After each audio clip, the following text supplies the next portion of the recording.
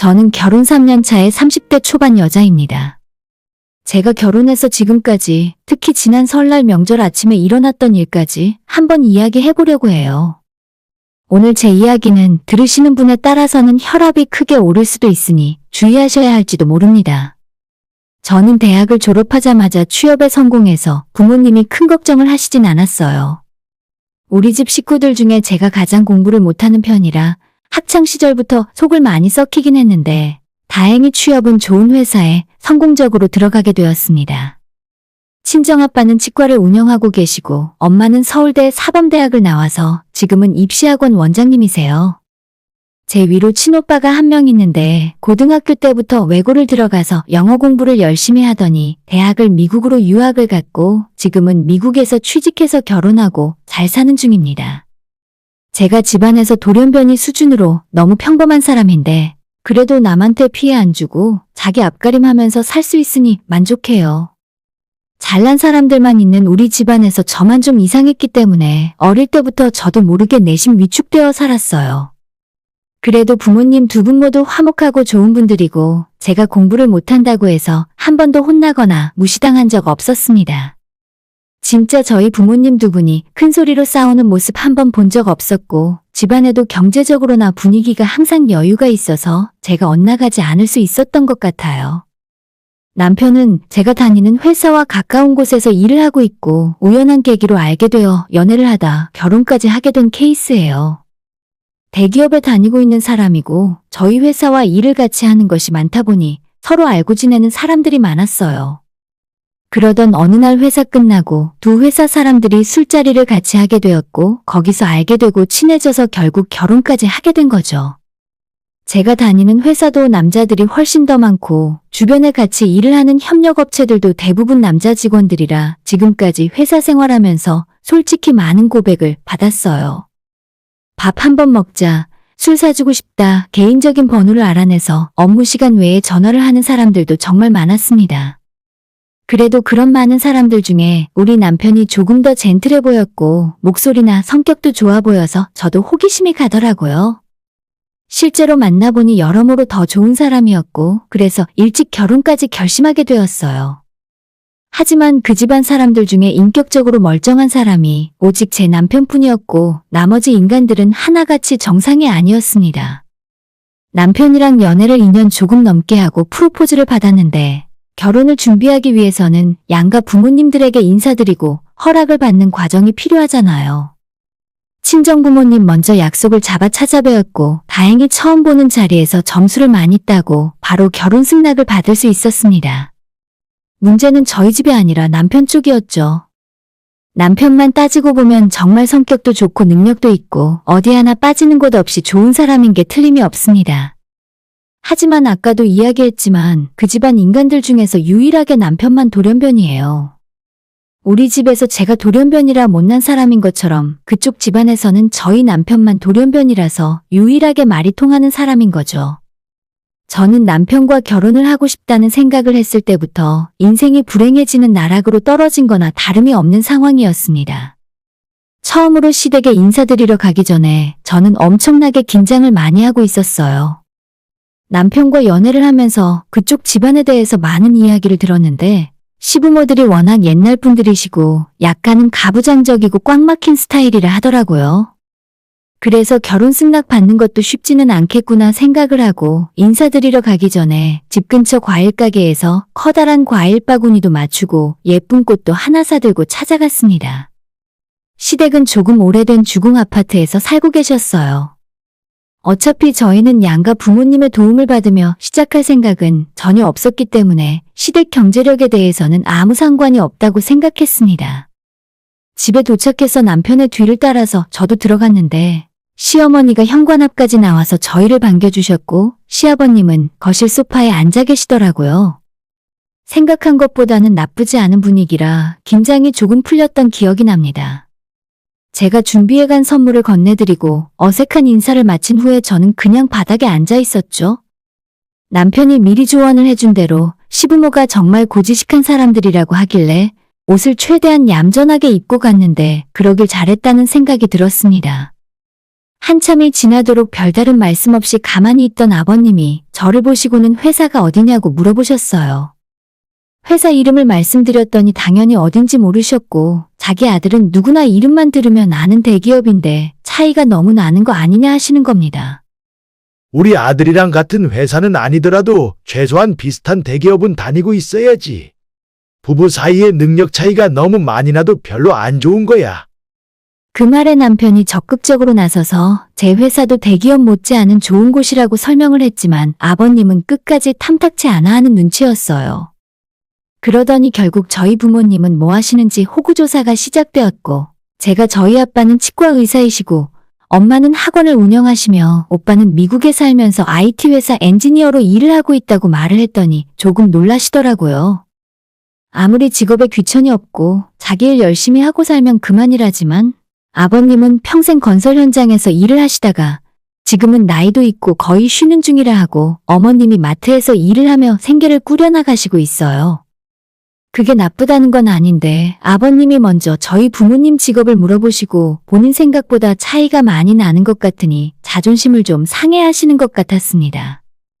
갑자기 제가 묻지도 않은 시댁 집안 내력에 대해 말씀을 하시기 시작하는데 뼈대 있는 가문이고 조상 중에 조선시대 큰 벼슬을 지닌 사람이 있다는 둥 일제시대 때는 독립운동을 했다는 소리를 자꾸 하셨어요. 솔직히 별로 궁금하지도 않고 예전에 집안 조상 중에 그런 사람이 있다고 한들 지금 그게 아버님 어머님이랑 아무 상관없는 일이잖아요. 굳이 그런 말을 하는 이유도 모르겠고 대체 제가 그 자리에서 어떻게 반응을 해야 좋을지 모르겠더라고요. 우리 집안이 지금은 좀 보기엔 이렇지만 예전에는 정말 잘 나가는 양반집이었어. 나 어릴 때만 해도 우리 집에 일하는 하인이 있었다니까. 그나저나 아가씨는 본관이 어떻게 되나? 성씨가 좀 특이해서 조금 알아보면 금방 알 수 있을 것 같은데. 제가 성이 좀 특이한 편이고 본관 역시도 평범하진 않아요. 살면서 제 친구들 중에 저와 같은 본관을 쓰는 사람을 한 번도 본 적이 없습니다. 뭐라고 제가 이야기를 하면 어떻게든 찾아서 우리 아빠라거나 누군가를 특정할 수도 있기 때문에 말은 못하겠어요. 아무튼 제가 어디 무슨 성씨라고 말씀을 드렸더니 아버님이 잠시 뭔가를 생각을 하시다가 무릎을 탁 치시면서 이런 말씀을 하시는 겁니다. 거기 친일파 집안이잖아. 내 기억으로는 아마 맞을 텐데. 잠깐만 기다려봐. 아버님이 핸드폰을 들고 인터넷으로 뭘 찾아보시더니 자기 말이 맞다고 우리 조상 중에 대단한 친일파가 있다면서 박장대소를 하고 좋아하셨어요. 그날 아버님 웃는 모습을 처음으로 봤고 그게 그렇게 즐거운 일인가 싶은 마음이었죠. 보다 못한 남편이 뭐하러 그런 소리를 하냐고 말리고 나서야 대충 상황이 넘어갔지만 저는 살면서 이런 소리를 처음 들어봤기 때문에 너무 어이가 없고 황당했습니다. 세상에 다른 사람들도 아니고 제가 결혼 승낙 받으러 온 자리에서 예비 시부모한테 성씨 문제로 한 소리를 들을 줄은 상상도 못했죠. 결국 그날 처음 인사드리던 자리는 그렇게 좋지 않은 분위기에서 끝이 나버렸고 저는 이 결혼을 해도 될까 하는 걱정이 들기 시작했어요. 당시 남편에게 나 결혼할 자신 없다고 말을 했더니 자기 부모가 조금 이상하긴 하다면서 괜히 신경 쓰지 말고 우리끼리만 잘 살면 그만이라고 저를 설득했습니다. 그때 결혼하지 말고 헤어졌더라면 어땠을까 싶기도 한데 남편을 생각하면 또 그 사람 잘못은 아니니까 참 어려운 일이죠. 막상 결혼한다고 했을 때 시댁에서 별다른 반대는 하지 않았고 얼마 후 상견례 약속을 잡게 되었습니다. 장소를 어디로 할까 고민을 하다가 우리 부모님이 예비 시댁 근처로 하라고 말씀하셔서 일부러 시댁 가까운 곳으로 식당 예약을 잡았는데 그런 자리에서도 친정부모님이 먼저 약속 장소에 도착해서 한참을 기다리시고 시부모님은 많이 늦으시더라고요. 결국 약속 시간 20분이 지나서야 주차장에서 천천히 걸어오는 시부모님을 발견할 수 있었어요. 약속 시간에 한참이나 늦었지만 전혀 서두르거나 빠르게 걸어올 생각이 없어 보이셨습니다. 20분이나 늦게 오신 시부모님 때문에 저희 부모님도 기분이 살짝 언짢아 하셨는데 이상하게도 정작 늦게 도착한 시부모님도 언짢아 보이셔서 양가 상견례 자리 역시 완전 얼음장 같은 분위기 속에서 시작할 수밖에 없었어요. 적막한 분위기 속에서 남편과 제가 말도 하고 분위기를 풀어보려 노력했지만 결국 상견례가 끝날 때까지 양가 부모님들은 냉랭한 기운 속에서 몇 마디 대화도 없이 식사 자리를 끝마치셨습니다. 그날 저녁 부모님과 함께 집으로 돌아오면서 엄마가 제게 너가 좋다고 하니까 이 결혼을 말리고 싶은 생각은 없는데. 하지만 기본적인 예의가 없는 사람들과 사돈을 맺어야 하니 나는 그게 걱정이구나. 아무리 너가 시집가서 남편과 둘이 잘 산다고 해도 그런 시부모 밑에서 괜히 괴롭힘을 당하지나 않을까 싶어서 걱정이야. 라는 말씀을 하시더라고요. 지금 생각해보면 그때 부모님의 말씀을 귀담아 들었어야 했나 싶은 마음이 들기도 하지만 그때 저는 무슨 자신감이었는지 남편과 함께 어떠한 고난과 역경이 와도 헤쳐나갈 수 있다고 말을 했습니다. 아까 이야기한 대로 결혼 준비는 남편과 제가 양가 부모님의 도움을 받지 않고 해결하기로 했어요. 남편이 모아둔 돈과 대출을 조금 받아서 작은 아파트를 전세로 얻었고 저도 제가 모은 돈으로 혼수 준비를 했습니다. 그래서 서로 양가 부모님들께 눈치 볼 일이 없다고 생각했어요. 실제로 결혼을 하고 나서도 남편은 최대한 제가 쓸데없는 시댁 행사에 참석하는 일을 막아주면서 마주칠 일이 없게 만들어주었습니다. 1년에 2번 있는 명절은 어쩔 수 없었지만 저희 시댁이 원체 크고 작은 가족 모임도 많이 하고 남편보다 3살이 더 많은 신우 역시도 수시로 시댁으로 내려오면서 남편과 저를 오라며 호출해 댔어요. 제가 시댁을 부담스러워하는 걸 알고 있는 남편은 그럴 때마다 이런저런 핑계로 저를 시댁에 데려가지 않았지만 매번 그럴 수도 없는 일이라서 어쩌다가 한번 시댁 식구들 모이는 자리에 제가 참석하는 날이면 어김없이 기분 좋지 않은 일들이 일어났습니다. 이상하게도 아버님이 다른 친척들이나 저희 신우한테 일부러 저 들으라는 듯이 친일파 집안 이야기를 계속 꺼내고 분위기를 불편하게 하셨습니다. 사돈 집안이 지금 잘 먹고 잘 사는 이유도 아마 그것과 관련이 없지 않다고 하는 말에 그때는 저도 참을 수가 없어서 밥 먹던 숟가락 내려놓고 한마디 하려고 했어요.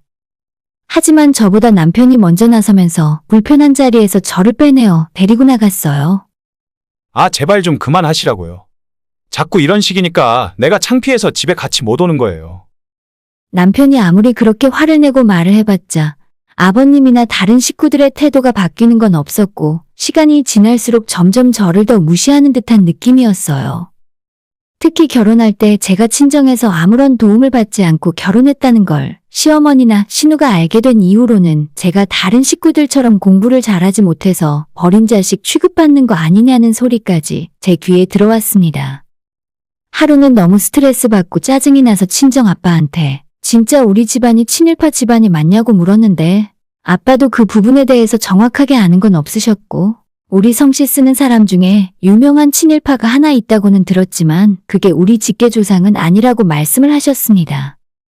솔직히 그게 지금으로부터 몇 년 전 일인데 그걸 저한테 뭐라고 하시는 이유도 모르겠고 제가 잘못한 것도 아니잖아요.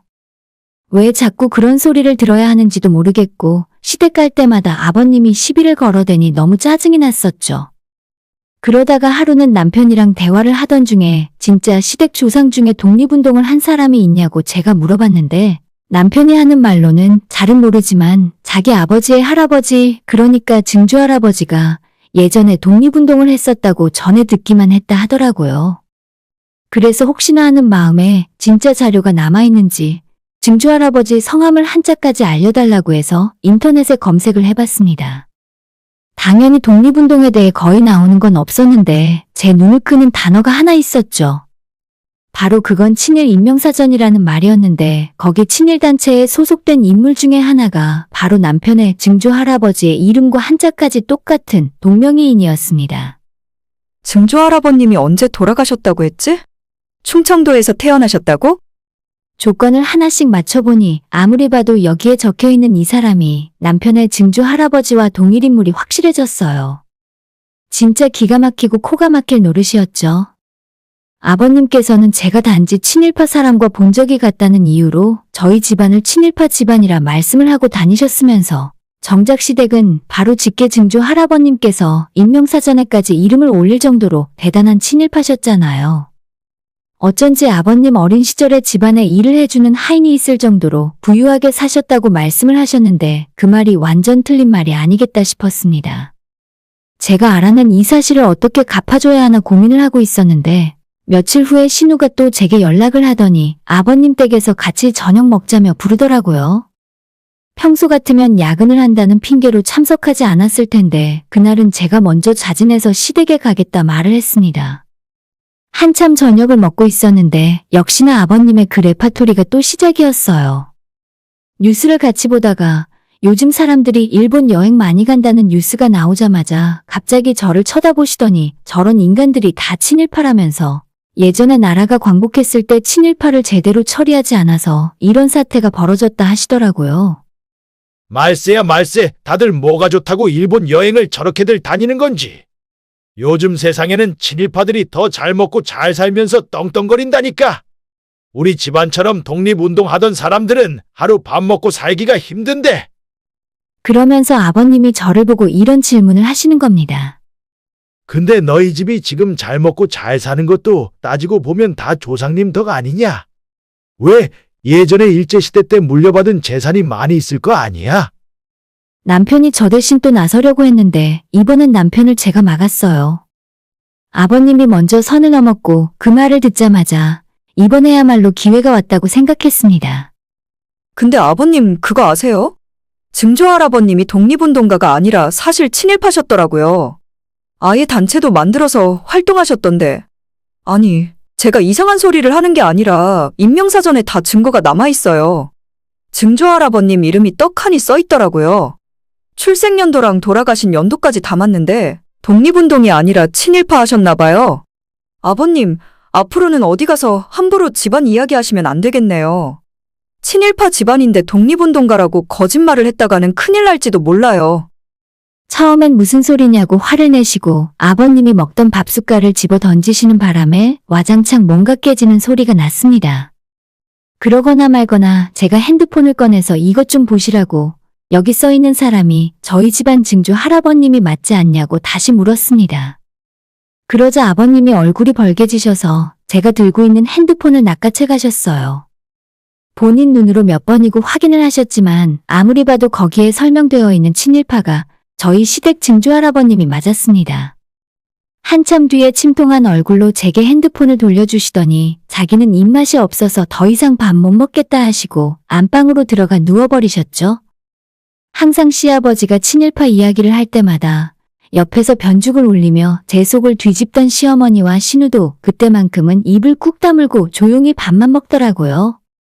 그렇게 한 방 먹이고 집으로 돌아왔는데 얼마나 속이 시원하던지. 너무 기분이 좋아서 돌아오는 차 안에서 계속 깔깔대며 배를 잡고 웃었습니다. 남편이 그게 그렇게도 기분이 좋았냐며 이제 이 정도 했으니까 앞으로는 자기 아버지도 다신 친일파 이야기 입에 안 올릴 것 같다 하더라고요. 실제로 그 뒤로 2번 정도 시댁에 더 간 적이 있었는데 아버님이 친일파 타령은커녕 더 이상 눈도 마주치지 못하고 계십니다. 시댁의 친일파 직계 후손으로서 예전에는 재산도 많이 갖고 있었다고 하셨으면서 지금은 왜 그 재산을 다 잃고 이렇게 살고 계신 건지도 의문이긴 하네요. 남한테 다짜고짜 친일파 타령하는 사람들도 일단 자기 조상 중에 어떤 사람이 있는지 그걸 먼저 알고 남한테 손가락질을 했으면 좋겠어요. 사실 저는 조상이 어떻든 그게 대단히 중요한 문제라고 생각하진 않거든요. 지금 얼마나 건강한 생각을 갖고 열심히 사느냐가 중요한 거지. 집안이 어떻고 조상이 어떻고 이런 소리나 할 정도로 생각 없는 사람이 아닙니다. 오늘의 사연은 여기까지입니다. 구독과 좋아요, 알람 설정 부탁드려요. 다들 행복하시고 좋은 하루 되세요.